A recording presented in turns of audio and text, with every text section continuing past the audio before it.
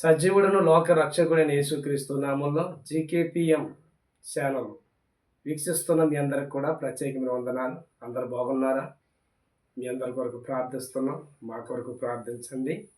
మంచిది. ఈ రోజున డాక్టర్ లోకా గారు రాసిన సువార్త అద్భుతమైన విషయాలు ఇక్కడ మనం చూడగలుగుతున్నాం. 5వ అధ్యాయము 17 నుండి 26 వచనాలు మన జ్ఞానంతో ఈ పూట చూస్తే కనుక అద్భుతమైన విషయాలు. నలుగురు విశ్వాసం ఇక్కడ కనబడుతుంది. నలుగురు, ఒక వ్యక్తికి నలుగురు ఎలాంటి స్నేహితులు ఉండటం ఎంత గొప్ప విశేషము. ఆ స్నేహితులకి, ఆ నలుగురికి ఉన్న విశ్వాసం ఎంత గొప్పది.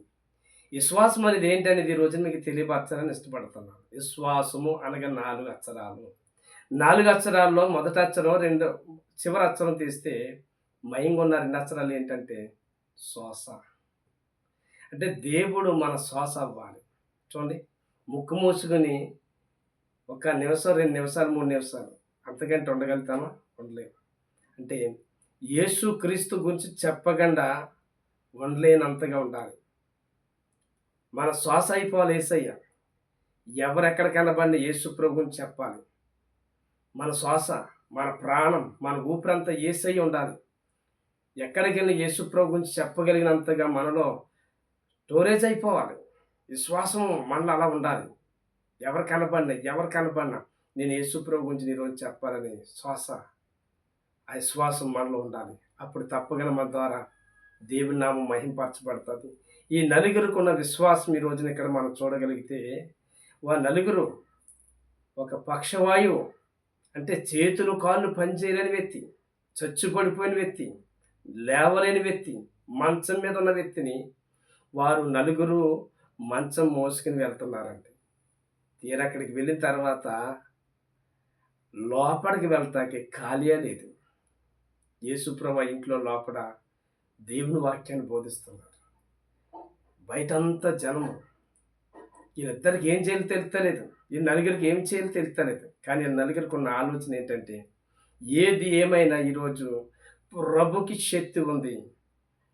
ఈయన మన సహోదరుని తప్పకుండా మంచం నుంచి లేవనెత్తగలిగే స్వస్థత శక్తి ఆయనకు ఉంది అనే విశ్వాసం, వారి విశ్వాసం ఎంత గొప్పదంటే, లోపలికి వెళ్ళటానికి ఖాళీ లేకపోయినా ఇంటిపైకి ఎక్కి పెంకులన్నీ ఉప్పి మంచంతో ఉండగానే యేసు ప్రభు యొక్క మధ్యన దించారంటండి. బా, యేసు ప్రభు అలా తలపైకి ఎత్తి చూశాడంట. ఆ నలుగురు కనపడుతున్నారంట పైన. ఈ విశ్వాసం ఎంత గొప్పది. ఇంతగా మంచం మీద ఉన్నవాడికి ఉందో లేదో తెలియదు, కానీ ఆ నలుగురి విశ్వాసం చూసి యేసుప్రభు వెంటనే అన్నాడంటే, నీ పాపం క్షమించపని. అసలు యేసుప్రభు దగ్గరికి ఎందుకు తీసుకొచ్చారు? ఈడు పక్షవాయువు నుండి స్వస్థత పొందుతాడని తీసుకొచ్చాడు. కానీ ఏం పొందాడంటే పాపం నుండి విడుదల పొందాడండి. బా, ఎంత ఆశ్చర్యం. ఇలా చెప్పగానే శాస్త్రులు, పరిసరుకులు ఉన్నారు. వాళ్ళు వెంటనే తన హృదయాలు అనుకుంటున్నారంట, మనసులు అనుకుంటున్నారంట, ఏంటినా పాపాలు క్షమించబడిన కాకంటాకి ఈయనెవరు అని దేవదోషం చేస్తున్నారంట. యేసు ప్రభు హృదయాంతరంగా ఎరిగిన దేవుడు. అప్పుడు అంటున్నాడు ఆయన, పాపములు క్షమించడం సులువా, నీ పరుపు ఎత్తుకి వెళ్ళిపోమంటాం సులువా అని యేసు ప్రభు వాళ్ళని అడిగాడు. వాళ్ళు ఏ సమాధానం చెప్పలేకపోయారు. నిజమే, ఒక వ్యక్తి పాపాలు క్షమించడం చాలా కష్టం. ఈ రోజున పాపాలు క్షమించబడాలని, ఎంతో పుణ్యం రావాలని ఎన్నో యాత్రలు చేస్తున్నారు, ఎన్నో పూజలు చేస్తున్నారు, ఎన్నెన్నో చేస్తున్నారు. దీనివల్ల కాదండి. ఈరోజు యేసుక్రీస్తు ప్రభులు పాపులను రక్షించడానికి ఈ లోకానికి వచ్చాడు. 1 తిమోతి రాసిన పత్రిక 1వ అధ్యాయం 15వ వచనంలో ఉంది, పాపులను రక్షించడానికి యేసుక్రీస్తు ఈ లోకమునకు వచ్చెను.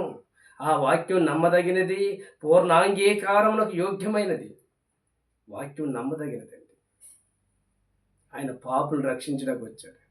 పాపిని రక్షించగలిగిన శక్తి ఆయనకు ఉంది. ఎటువంటి పాపినైనా రక్షించగలిగిన శక్తిమంతుడు ఆయన, రక్షించే శక్తిమంతుడు. కనుక యేసుక్రీస్తు వారి కల్వరి గిరిలో ఆ శిలువ మీద, గొలుగొత్తి కొండ మీద మన కొరకు ఎందుకు రక్తం కార్చాడంటే, పాపం నుండి రక్షించడానికి. పాపములన్నీ కూడా ఆయన కల్వరి శిలువలో భరించాడు. ఆయన శిలువ రక్తము ప్రతి పాపం నుండి రక్షించగలిగింది. ప్రతి పాపము నుండి పవిత్రులుగా చేయగలిగింది యేసు రక్తం అని యోహాను సువార్తలో, యోహాను పత్రికలో ఉంది. యెస్. పాపాలు క్షమించగలిగిన శక్తి ఆయనకు ఉంది. పాపాలు క్షమించే శక్తిమంతుడాయన. నువ్వే పాపి అయినా, ఏ దుర్వ్యసనాల్లో ఉన్నా, ఏ సంబంధాల్లో ఉన్నా, ఎటువంటి పాపములో ఉన్నా, ఇదిగో యేసయ్యా నన్ను క్షమించమనంటే చాలు. రోమపత్రికలో 10 ఒక మాట కనబడుతుంది. ఏంటి తెలుసండి? యేసు ప్రభు అని నీ నోటితో ఒప్పుకో, ఆయన మృతుల్లోని లేచాడని నీ కొరకు నీ హృదయం అందు విశ్వాసం ఉంచితే ఇవన్నీ నువ్వు రక్షించబడతావని ఉంది. రూపాయి ఖర్చు లేకుండా నీ నోటితో ఒప్పుకుంటే చాలు. అదేనేది తెలుసా? హృదయం అని విశ్వాసం. హృదయం అందు విశ్వాసం ఉంచి, నువ్వు ఎక్కడున్నా, ఏ స్థానంలో ఉన్నా, నీ హృదయంలో విశ్వాసం కలిగి నా పాపాలు క్షమించమని అడిగిన వెంటనే నీకు మనశ్శాంతి, సమాధానం, నెమ్మది ఇవ్వగలిగిన గొప్ప దేవుడు యేసుక్రీస్తు ప్రభుల వారు. చూశారండి, ఒక వ్యక్తిని యేసు ప్రభు దగ్గరికి తీసుకురాగలిగారు. 2025 అంతా కూడా ఒక వ్యక్తిని కూడా ప్రభు యొద్దకు తీసుకురాలేని వ్యక్తిగా నువ్వు ఉన్నావేమో. నీ విశ్వాసం ఏంటి? అల్పవిశ్వాసంతో ఉన్నావా? అవిశ్వాసంతో దేవుని సన్నిధికి వెళ్తున్నావా? అవిశ్వాసంతో దేవుని కొరకు బ్రతుకుతున్నావా? విశ్వాసం లేకుండా దేవుడికి ఇష్టమైనట్టు అసాధ్యమనంద కాదా? ఏప్రిల్ రాసిన పత్రిక 11 ఆయన ఎద్దకు వచ్చేవాడు, దేవుని ఎద్దకు వచ్చేవాడు, ఆయన ఎదుటి వారికి ఫలం దయచేవాడని దయచేస్తాడు. అది ఫలం ఎంతగా ఫలించావు? 2025 అంతా ఎంతగా ఫలించావు? ఒక్కను కూడా దేవుని సన్నిధికి తీసుకురాలేని ఫలవంతం లేని జీవితంతో జీవించావేమో కాలం. ఇదిగో నీ ఇదిలో ఎంతమంది ఉన్నారు రోగులు? నీ బంధువులు ఎంతమంది హాస్పిటల్లో ఉంటున్నారు? లివర్లు కోల్పోయి, కిడ్నీలు కోల్పోయి, రకరకాల సమస్యలతో, గుండె బలహీనతతో, ఎన్నో రకరకాల వ్యాధులతో ఉన్నవారు మన దేశంలో ఎంతమంది లేరు? మన రాష్ట్రంలో ఎంతమంది లేరు? మన వీధులు ఎంతమంది లేరు? మన బంధువులు ఎంతమంది లేరు? ఎంతమందిని దేవుని ఎద్దకు తీసుకువెళ్ళలేదా?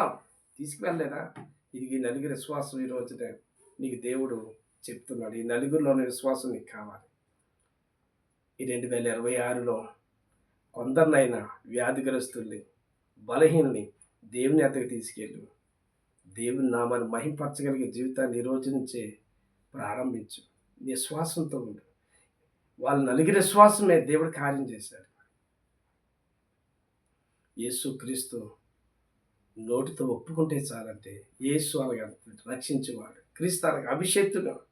యేసుక్రీస్తు అని నీ నోటితో ఒప్పుకుంటామంటే ఎస్, నువ్వు ఎవరిని కలిగి ఉన్నావు తెలుసా? రక్షించేవాడిని. ఎవరు కలిగి ఉన్నావు తెలుసా? అభిషేక్తుని కలిగి ఉన్నావు. రక్షించేవాడిని కలిగి ఉన్నావు. రక్షించగలిగిన అభిషేక్తుని కలిగి ఉన్నావు. అటువంటి గొప్ప దేవుని కలిగి ఉండి ఎంతమందిని స్వస్థత ఇవ్వలేని స్థితిలో నువ్వు ఉన్నావేమో. ఇప్పుడే ఆలోచించు. యేసు ప్రభు అందరి వైపు చూసాడున్నాడు. నీ పరుపు ఎత్తుకుని వెళ్ళమనగానే, యేసు ప్రభు నోటిని రాగానే వెంటనే పరుపు ఎత్తుకుని మోసుకుంటూ వెళ్ళిపోతుంటే అక్కడ ఉన్న ప్రజలందరూ దేవుని మహింపరిచారు. బా, ఎంత గొప్ప కార్యం అండి. నేను ముగిస్తున్నాను. ఎంతకాలమైంది యేసు ప్రభు నమ్ముకుని? ఎన్ని సంవత్సరాలైంది యేసు ప్రభు నమ్ముకుని? ఒక వ్యక్తినైనా దేవుని ఎద్దకు నడిపించగలిగావా? చూసారు, వాళ్ళకి నలుగురుకున్న విశ్వాసం, మంచం మోసుకుని వెళ్ళగలిగినంత విశ్వాసం. తీరా మోసుకుని వెళ్ళిన తర్వాత వాళ్ళకి పరీక్ష చూడు, ఓర్పు ఎంత ఓర్పు ఉండాలి. అక్కడికి వెళ్ళాక తీరా చూస్తే లోపలికి వెళ్తాగలేదు యేసు ప్రభు దగ్గరికి. అయినా వారి ఓర్పు, వాళ్ళ విశ్వాసం, బా, ఎంత గొప్పదండి, ఎంత గొప్పది. ఇంటి పైకి ఎక్కారు, పెంకిలుప్పారు, యేసు ప్రభు ఉన్న స్థలం దగ్గరికి దింపగలిగారు. ఎంత ప్రయత్నం చేశారు, ఎంత ప్రయాసపడ్డారు.